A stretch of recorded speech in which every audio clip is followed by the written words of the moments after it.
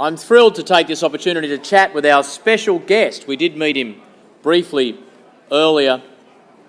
A man who is no stranger to winning awards.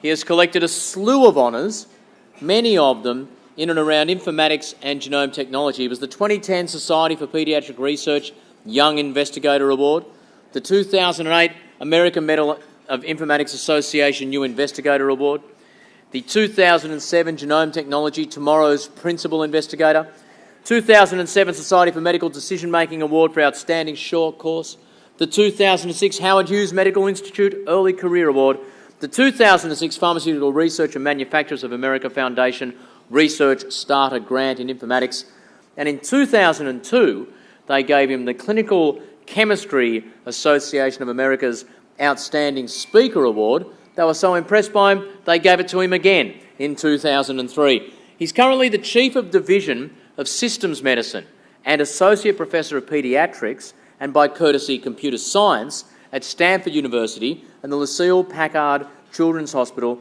in San Francisco. His Butte Laboratory builds and applies tools that convert more than 300 billion points of molecular, clinical and epidemiological data measured by researchers and clinicians around the world over the past decade into diagnostics, therapeutics and new insights into disease. And the lab has used these tools on publicly available molecular data to successfully find new uses for existing drugs as published in back-to-back papers in Science Translational Medicine. The Butte Lab has also been involved in developing novel methods in comparing clinical data from electronic health record systems with gene expression data, and was part of the team performing the first clinical annotation of a patient presenting with a whole genome. So it's a great pleasure to welcome back to the stage Dr. Atul Butte.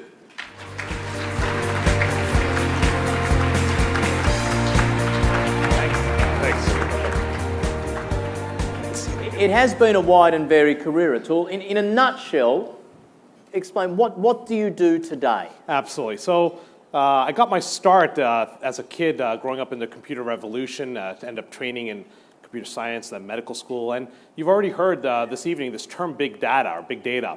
And let me just show you a couple slides to just get you excited. What does big data really mean? You know, we have, if we could cut to the slides, some of you might have read in the Economist magazine, the human species now, as a species, we generate 2 zettabytes of data a year. You know, what's a zettabyte? I love a zettabyte. Zettabytes are amazing, right? That's a prefix we hadn't heard before. You've probably heard of kilobytes, megabytes, gigabytes, terabytes we just learned about. Petabytes, I did some digging. The Higgs boson came out of 200 petabytes of data, actually, it turns out.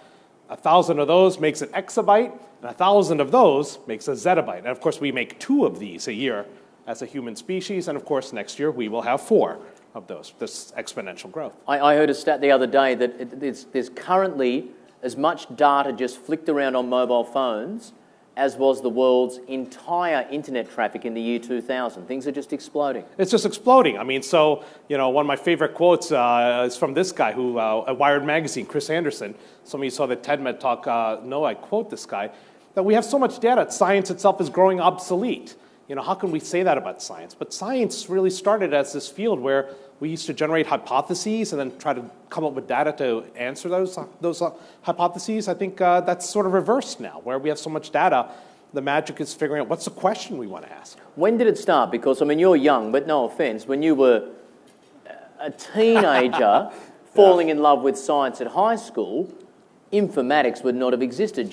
Genomics would not have existed at that stage. Yeah, I think when I was in high school, I knew I wanted to do computers and medicine. Back then, I would have probably been a radiologist.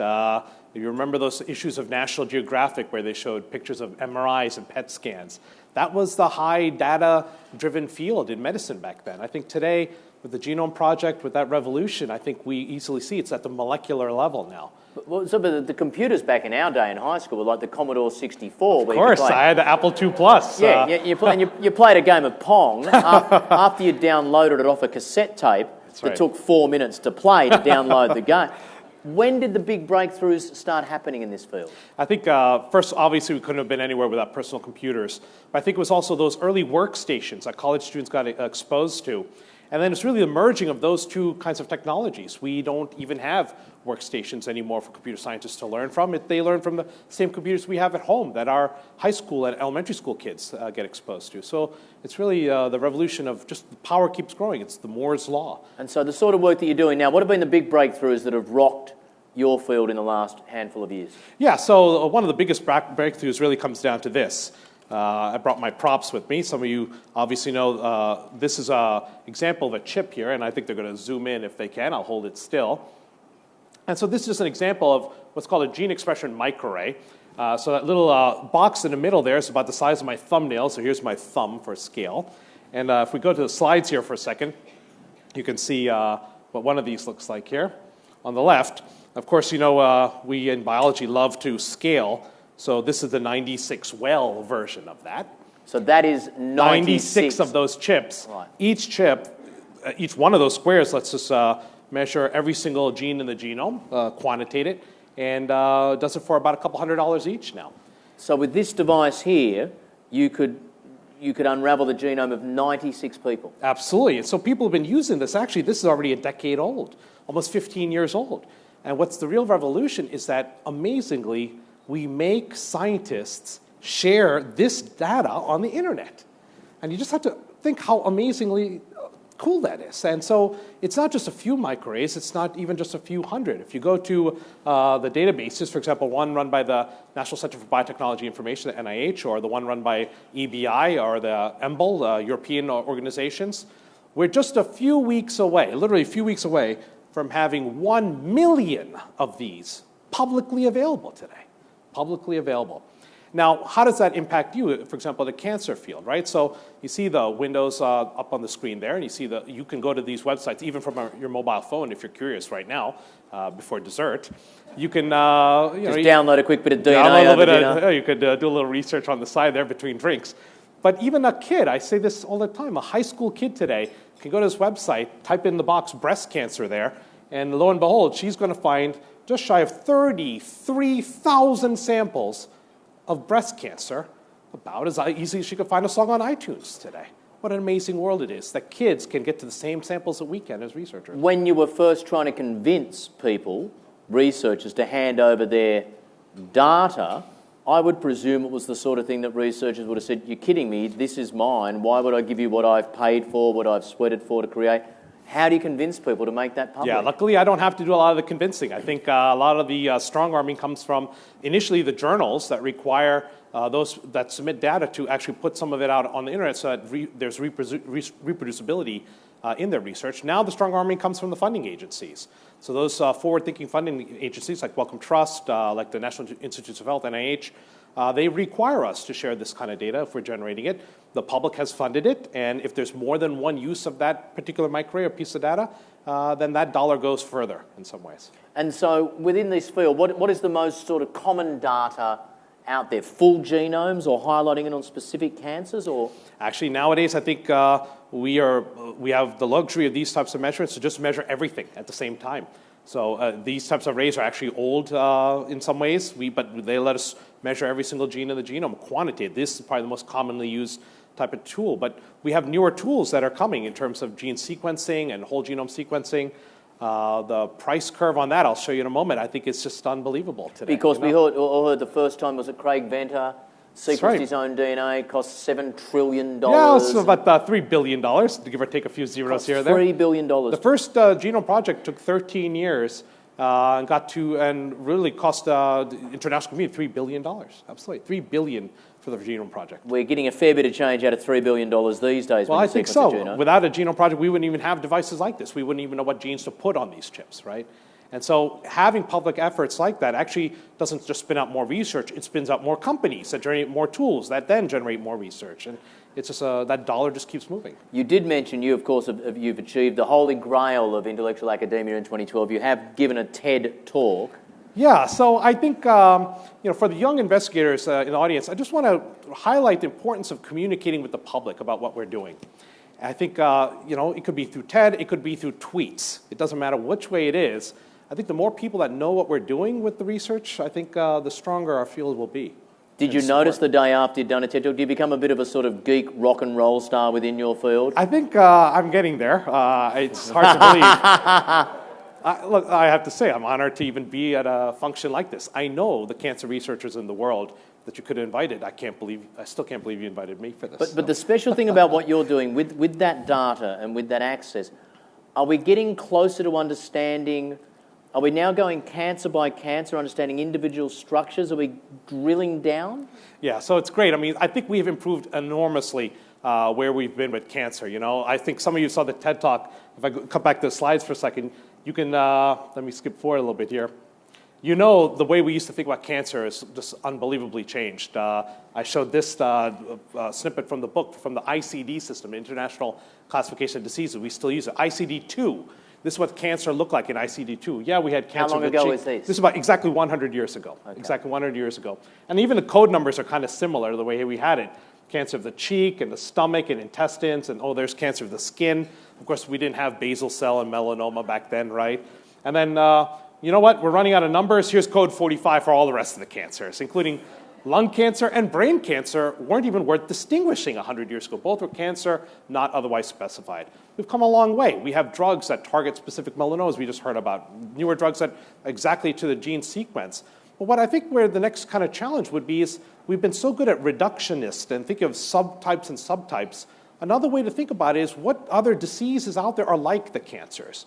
And so, you know, I often show this kind of grid here. This is what, to me, a future type of taxonomy of diseases would look like, one driven by public data, not necessarily just from what kind of doctor or subspecialty takes care of those.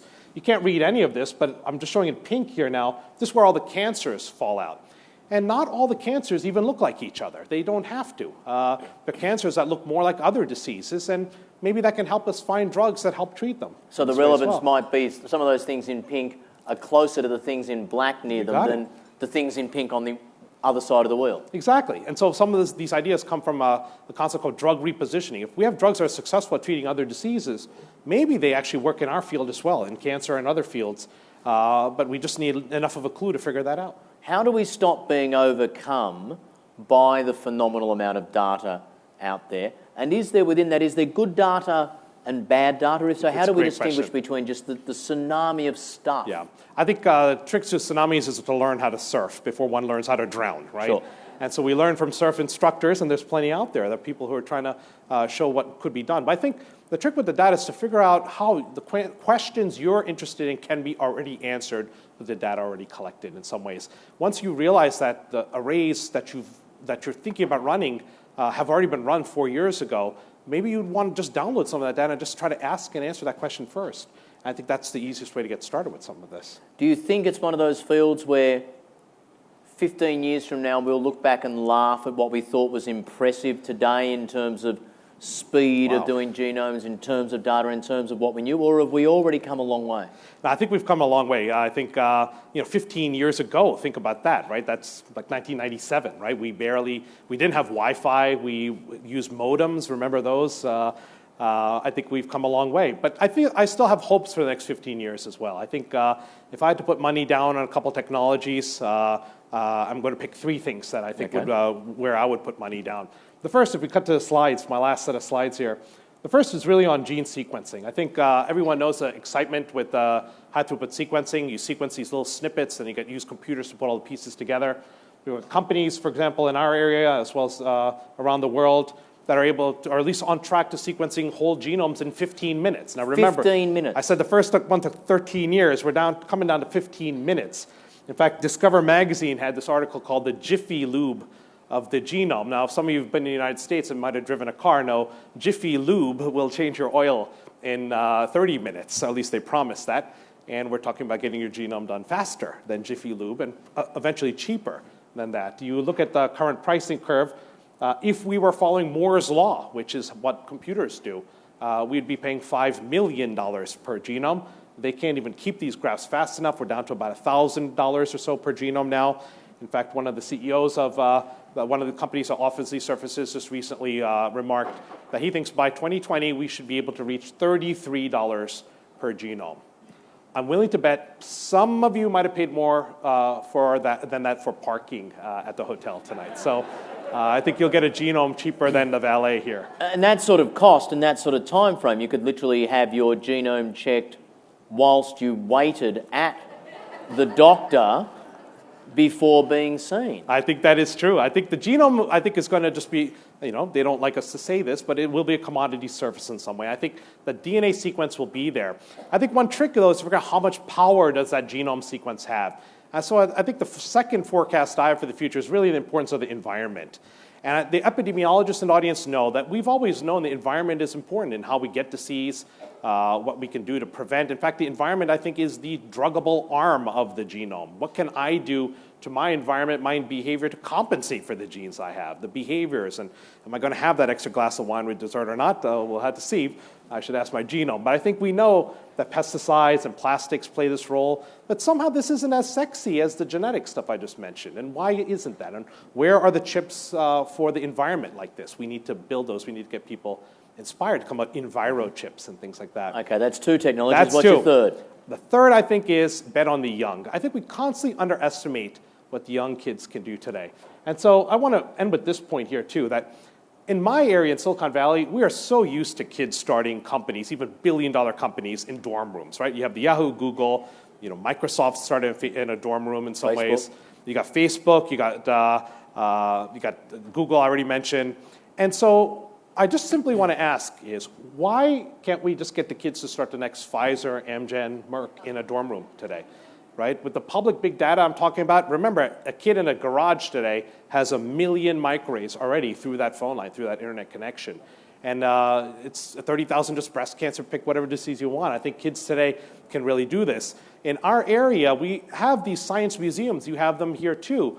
But they focus a lot on engineering. We have to get them to focus more on biology and medicine. In San Jose, we have the Tech Museum. And on the third floor, even 6-year-olds can learn how to put jellyfish GFP, gene fluorescent proteins, into bacteria, and they take pictures the next morning to see if your experiment grew out. Here's one such kid at 6 years old. This happens to be my daughter, who has already done more successful gene transfection experiments than I have. This is your daughter at the age of 6? Yes. And what is she doing? She's literally taking jellyfish GFP. They watch a video. Remember, they have to learn how to put on gloves, right?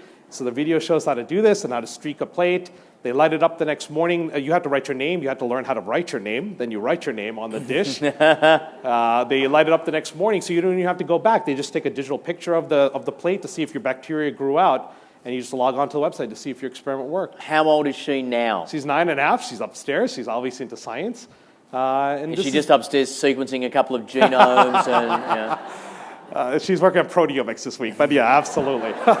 Amazing stuff. So what's your message to people here tonight? I think this is an amazing time. We can always be depressed about funding. We can always be depressed about recessions and things like that.